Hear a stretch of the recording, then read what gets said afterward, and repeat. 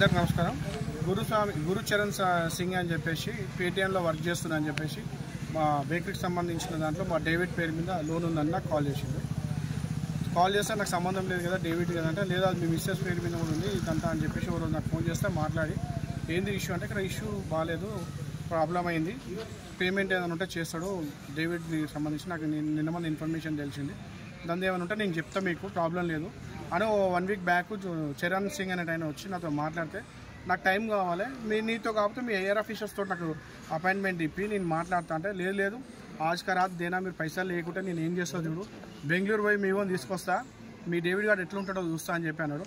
నన్ను కూడా లేస్తే కట్ చేస్తా నీ మెడకాయ, చూస్తావా మేము సింగులము, ఈడ కాబట్టి 3 నెలలు పంజాబ్లో ఉంటాం, ఈడు ఉంటాం, నీ సంగతి ఎంత చూస్తాను నేను, పేటీఎం బ్యాంక్ అంటే బ్యాంక్ అయితే ఏముంది భయ్, నీ బ్యాంక్ నుంచి నాకు లెటర్ చూపి, నువ్వు నీ ఐడి కార్డు చూపి అంటే ఏది కూడా ఇన్ఫర్మేషన్ కూడా ఆయన చూపియడంట, ఆయన చేయడంట, ఆయన జస్ట్ ఇన్ఫర్మేషన్ వచ్చిందని చెప్తుండు. నాకేందంటే అనుమానం, ఆయన పేటీఎం బ్యాంక్ అని చెప్పేసి ఇంత అంటుడు, నా ప్రతి పర్సనల్ ఇష్యూ అబ్బాయి తెలిసింది. బెంగళూరులో ఇక్కడ అంటే నేను తెలిసి ఉండొచ్చు, నోటెడ్ పర్సన్ అయి ఉండొచ్చు, ఈ ఏరియాలో అశోక్ అంటే నన్ను అడిగితే గుర్తుపట్టింటారు.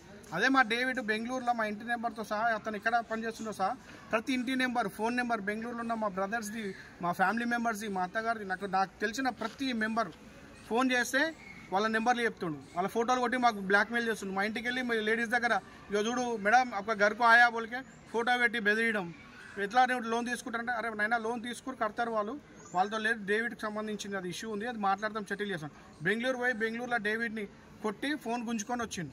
నిన్న వచ్చి ఇలా రా హైదరాబాద్కి రా, నేను చూపిస్తా అని చెప్పి అందరూ, ఆయన అథారిటీ ఉందంట, గుంజుకోవచ్చు అంటే ఆయన అబ్బాయి మొబైల్ కూడా తీసుకొని వచ్చిండు, అబ్బాయి మొబైల్ గుంజుకొని కూడా వచ్చిండు, రారా అని చెప్పి మాట్లాడు. సరే అని మళ్ళీ రాత్రి ఇంకో నెంబర్ డేవిడ్ దగ్గర ఉంటే ఆ నెంబర్ కాల్ చేసి, అరే డేవిడ్ నువ్వు నీ బాబాయ్ని నీ అయ్యని ఇంట్లో గుసాయించి చంపి దిగుతా, ఎవడొస్తాడో రాడరా చూసుకుందాం, నీకు నీ దునియా మొత్తం ఉపయోగించుకో, నేను చూసుకుంటా అని చెప్పిండు. సరే అని చెప్పి అంతలో మా బ్రదర్ ఇంకో అబ్బాయి ఉండి ఫోన్ తీసుకొని, ఏం మాట్లాడుతున్నావు రా బాబు నువ్వేమని, మా ఇద్దరు మాటలు దుర్భాషలు ఆడుకుంటా ఉన్న టైంలో 2 నిమిషాల్లో ఫోన్ కట్ చేసి, ఎవరైతే ఫోన్ మాట్లాడిండో డేవిడ్ ఫోన్లోకి వెళ్ళి ఎవరైతే మాట్లాడారో, అరే వినోద్ అని ఆయన పేరు చెప్తుండు.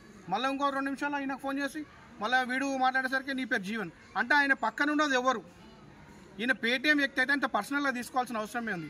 ఎవరు ఫోన్లో మాట్లాడితే వాళ్ళ పేరు చెప్పేంత టాలెంట్ ఏముంది, పర్సనల్ తీసుకున్నది అంటే ఫోన్ ట్రాపింగ్ చేస్తురా, లేడీస్ ట్రాపింగ్ చేస్తున్నా, మేము ఇంట్లో లేడీస్ ఫొటోస్ బయటికి పెడతా అని చెప్పడం, ఇట్లా రకరకాల బెదిరించండి. ఈ రోజు సరే రా అని చెప్పినాం, పిఎస్కి వచ్చి మేము మాట్లాడి చెప్తే పోయి పిఎస్ నుంచి మీరు అక్కడికి ఎవరు వస్తారో రమ్మను, వచ్చినప్పుడు మేము పోలీస్ వాళ్ళని పంపిస్తామని అక్కడికి వెళ్ళినప్పుడు వాళ్ళు 5 పిల్లలు వచ్చేసి తలవారు తీసుకొచ్చి మా రెస్టారెంట్ పొద్దున్నే తలవారు చూపించుకుంటా లోపల పెట్టి, అంటే మేము తింటున్నాం ఆగు 5 నిమిషాలు అనగా అంతలో పిఎస్ రాగానే ఒక 3 కారు కత్తి తీసుకొని జంపు పోలీసు వాళ్ళు రాగానే వాళ్ళిద్దరు వచ్చి రా మాది కూడా మా వర్షన్ కూడా ఇనూరు అని చెప్పారు. మళ్ళీ ఆ పిల్లలు అక్కడ బడంపేట వస్తారు, వేరే పిల్లలు పట్టుకుంటే ఇప్పుడు ఆ కారు అన్నీ సీజ్ తీసుకొచ్చి ఇక్కడ తీసుకొచ్చినాం. దీనికి పోలీస్ డిపార్ట్మెంట్ వాళ్ళు మాకు న్యాయం చేయాలి, అతనితో మాకు ప్రాణహాని ఉంది. ఒకటి కాదు, నాకు చెప్తుండు, మా అన్నలకు ఫోన్ చేస్తుండు, ఇంట్లో అందరికి ఫోన్ చేస్తుండు, అందరికి ఫోన్ చేసి ఒకటే మాట, వాళ్ళు సిక్కులు అంటే చంపేస్తారంట. ఇదేనా పేటీఎం వాళ్ళు అంటే బ్యాంక్ వాళ్ళు ఇదేనా ఉంటుందా అంటే మరి పేమెంట్ చేయాలి. నేను ఆల్రెడీ నిన్న చూపించినా కూడా 1 lakh రూపీ కూడా చూపించాము ఆయనకు. దీనికి న్యాయం చేయాలని కోరుకుంటున్నాను.